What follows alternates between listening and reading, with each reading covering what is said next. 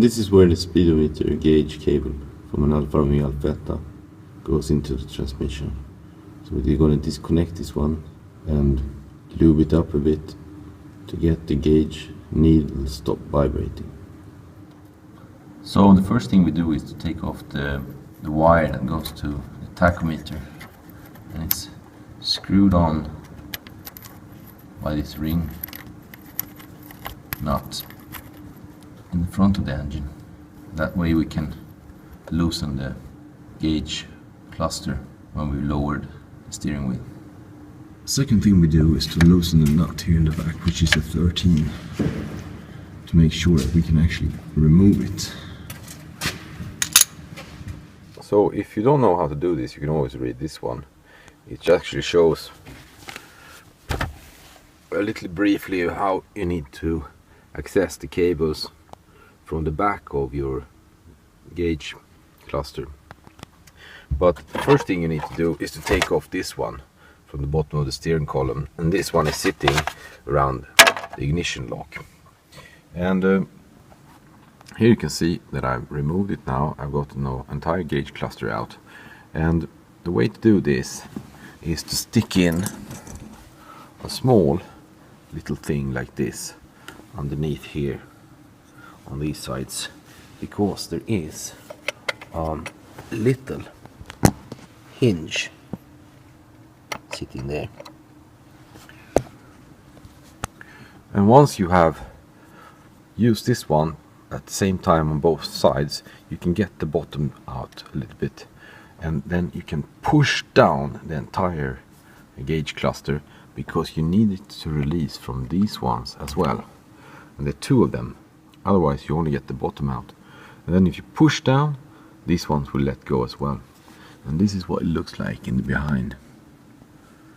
Here you can see the entire gauge cluster with the connections and everything. It's all very sensitive plastics, so you don't want to destroy anything. And over here, on this side here, I have now disconnected the cable, and the cable looks like this. It's the same type of connection as you have in the front of the tachometer cable that goes into the front of the engine. We're now going to lubricate this one. We're going to clean out the old grease, and we're going to re-lubricate this with a lithium grease instead. So I'm cleaning out the cable by WD-40, and I've connected the handheld drilling machine to this one here.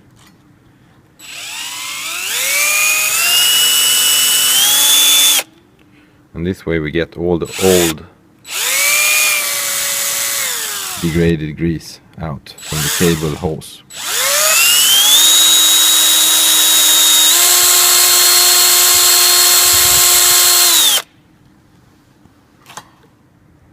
And here on this side you can see all the dirt coming out from the cable, the hose holding the speedometer cable.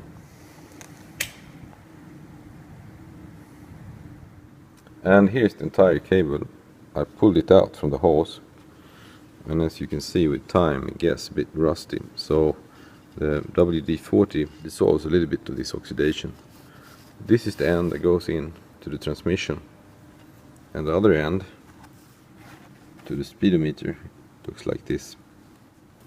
So you clean this one off, and then you lubricate it, and I'm going to lubricate it with white lithium grease with Teflon inside. These small Teflon balls that are in this grease makes it rotate much easier. So we're going to spray it down in here in the cable hose, and we're also going to cover the cable with it. You can also see from the direction of the threads that this one is rotating clockwise in the hose. Otherwise these threads wouldn't be in this direction, it would be in the other direction. That you know, because if they would have been in the other direction, the cable would actually become bigger, expanding under high RPM, but now it's contracting under high RPM.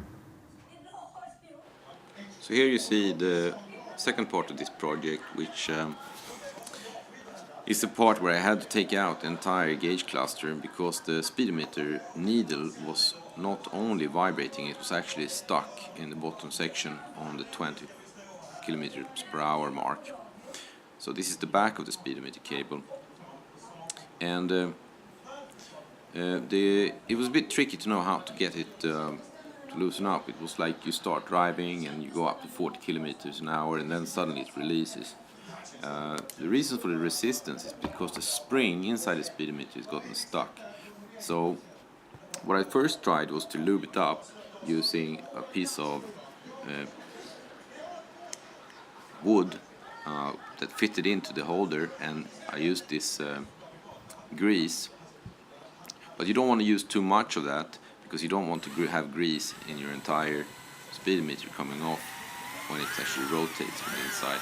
You can see here how it releases now, and the release came first after I had moved the needle all the way from the 20 and 360 degrees a couple of times back and forth, and that was the key to get it working again. So here we have the tachometer cable coming in and the speedometer cable is over here, and we disconnected it from here. This is for the watch and this is for the other side. That's all the connections. Now we're just going to slide it back in.